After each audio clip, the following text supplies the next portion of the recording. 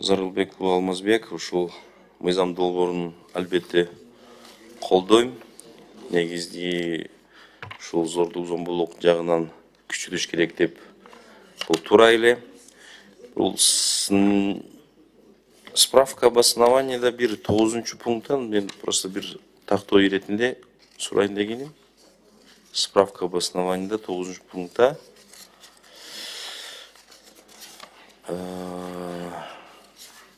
bir статья, что мен түшүнбөй калдым да, ушул статьяны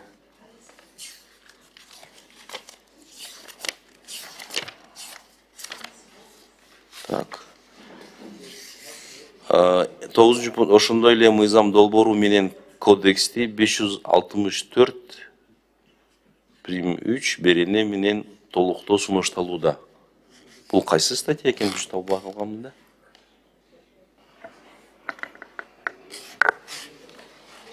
Руслан Жээнбаевич, жооп берип койсоңор.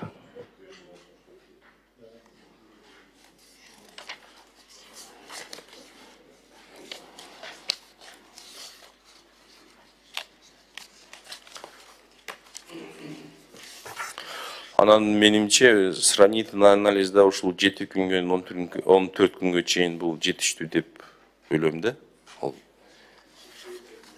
Мас болгондо бир жума жүрүп, аны бир жума өзгө келет да.